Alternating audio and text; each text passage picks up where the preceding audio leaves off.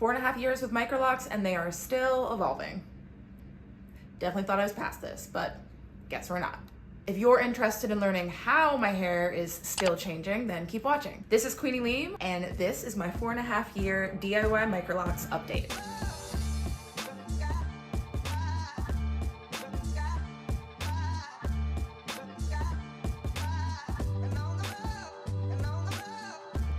So in this video, I'm going to be going over the most striking change with my locks in the past 6 months.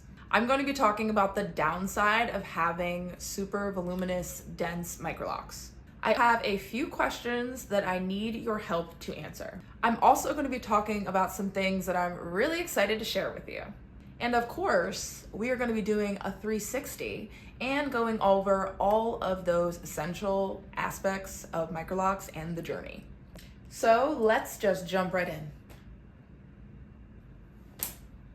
So I have had some linty buildup in a couple of my locks. It wasn't in consecutive locks that were near each other. It wasn't in this section right here where most people get any type of lint. Instead, it was in a super suspicious place. It was just like a couple locks right here. I had a couple on this side right here at the end, and you'll see this one's kind of unraveled because I definitely did pick the lint out. And this is one of the reasons why you want to avoid lint in the first place, because when you pick lint out, it damages the maturity of the lock, because your lock is going to end up forming around that lint because it's just going to use it as another thing to bunch up around. So I know what the culprit was. Let me show you. You see this fluffy pillow right here?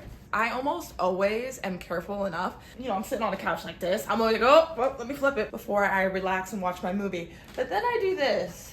And sometimes, I'm sure, a lock will do that. And even that's giving me anxiety right now. And that, I'm pretty sure, is how I got some random locks with lint in them. I have since pulled the lint out, and it just stands to reason. I'm just saying this to you as a short PSA, avoid fuzzy things. Okay, so now let me talk about dryness. I bring this up every video just because I know a lot of people have a problem with it. I still don't have a dry scalp, so I do not put any type of oil or moisturizing on my scalp. But I would like to pose a question to you. So what is the point of moisturizing your hair? Locked hair, loose hair, just hair in general. Think about it. You got it? Okay, so my belief is that the only real reasons why someone would moisturize their hair is for slip. And when I say slip, I mean that it's a way to moisturize your hair so that when you brush it, the ends don't snag together. So it's really for added detangling of the hair and then overall just how it feels under your fingers. The other part is that it'll give you that sheen. And that sheen is kind of what we have been taught means healthy hair, at least in terms of what it looks like when your hair is straight. It doesn't really mean that pinky hair is healthy, because no matter what we do, as long as we haven't had our hair straightened, if it's moisturized, it shouldn't really have a sheen if you have 4C hair, because your hair is an oval rather than a circle, and the way that it refracts light is not going to be an even and uniform way. So even if you put a whole bunch of moisture into your hair, it is not going to give you that sheen that we've been taught to believe means healthy hair.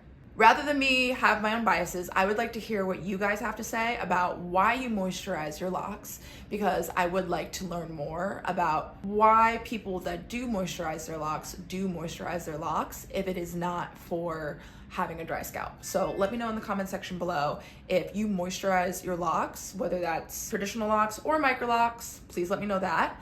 And also why you moisturize your locks. Next question, is my hair heavy? No, it's not, still not. In general, I would say that my hair is mostly unnoticeable unless it's a really hot, humid day and I'm wearing my hair down. Then I just notice that my head's hot, but I do not notice heaviness. Let's talk about my routine. So I'm still using a water-based edge retie gel, which I love, by Kiss Colors and Care, and it's called Braiding Gel Style and Strengthening for Protective Styles, Maximum Hold. I absolutely love this stuff.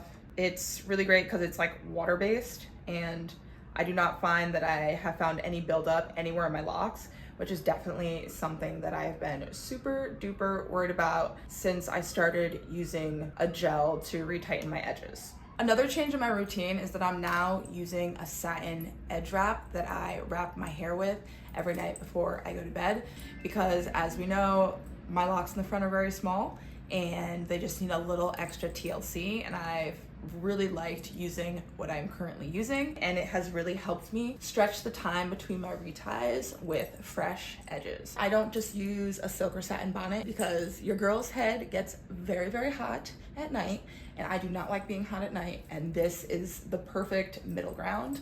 I just use my silk or satin pillowcase and my satin edge wrap, and we are good to go. This stays on my head all night long. It is not super tight, and my edges come out looking fresh.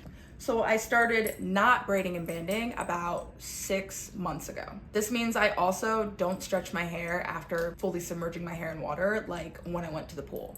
So that's actually a pretty big difference from anything I've done any years prior. There was really never a time where I would get my hair wet, or at least even just like dunk my hair in the water without braiding and banding at least after to stretch my hair while it dried. But in the past 6 months, I have not been doing that. So I think that that is the reason why my locks are really finally totally starting to look like locks. So I'm super excited. So in my 4-year update, I was like, oh, I'm out of the adult stage. I'm finally in the elder phase. Like, my locks are entering this new level of maturity. They're looking like locks.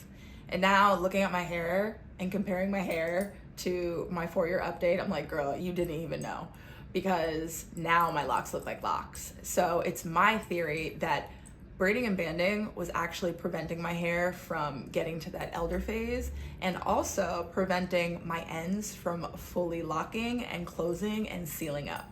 I love how yarny my locks are starting to look. So you know, I interact with the public a lot at my job as a physician associate. I've gotten a couple people say this phrase to me, which I'm like, I think you're using that word wrong, but I get what you're saying. And they'll be like, yo, you a Rastafarian? I'll be like, I'm locked, yes. So there's definitely no question that I am a Negro when people see my hair, which of course I love, because as you can tell, I'm pigmentally challenged. But I do like that now, let's say I go to Brooklyn trying to get some jerk chicken, I will get the sister girl discount. You know what I'm trying to say. So rather than just looking, we're also gonna measure and see what the general size of my largest locks in the back are. I'm gonna use my updated sizing card in order to do that. So I'm just gonna take some locks, I'm gonna put them on here. We're gonna see about how thick they are at the thickest part. These are about 6 millimeters, maybe 5, which means that they're about this thick at their largest part, which is equivalent to 5/16 of an inch. But it's interesting because at the base of the lock is about this size. So it shows you that even though I installed a lock that is this large at the base, my lock has not swelled up to the maximum size of the base of the lock. Instead, it seems like it's trying to just get about this thick. And that makes sense because my hair is so naturally tight that the tighter your hair is, the less it's going to swell over the term of its maturation phase. Just because when you have something smaller, it doesn't have as much space to get bigger. So if you're interested in finding my new updated sizing card, which has both inches and millimeters, which is great for all of you guys out there that I know are not in the US, and for some weird reason we use inches when the rest of the world uses the metric system like they probably should. You can also use this to size your locks for lock jewelry, and you would need to know how big is your lock in order to decide which is best for you and your locks. Another reason that you might want to get this is for what I just did, which was show you how my locks are maturing. This is a good way to monitor that, and it can also be used for an installation. So if you're interested, you can find this on my website. It's an easy downloadable, and it is to scale. Quick notes about lock swelling. You can expect that your locks will most likely not get any bigger than the size of the parts at the base. If you braid and band your hair and you happen to be a 4C, 4B, possibly even a 4A natural, that's like the general rule, as long as you braid and band. Now, if you don't braid and band, all bets are off, and your locks are gonna do what they wanna do. They might get bigger, they might get bumps here and there, they might swell up to be like an inch. things get a little crazy when you don't braid and band. So just so you know, PSA. Now let's talk about shrinkage. So now that I'm no longer braiding and banding, and I haven't braided and banded in 6 months, which means I literally have not stretched or done basically anything with my hair, my natural 95% 4C shrinkage is doing its thing.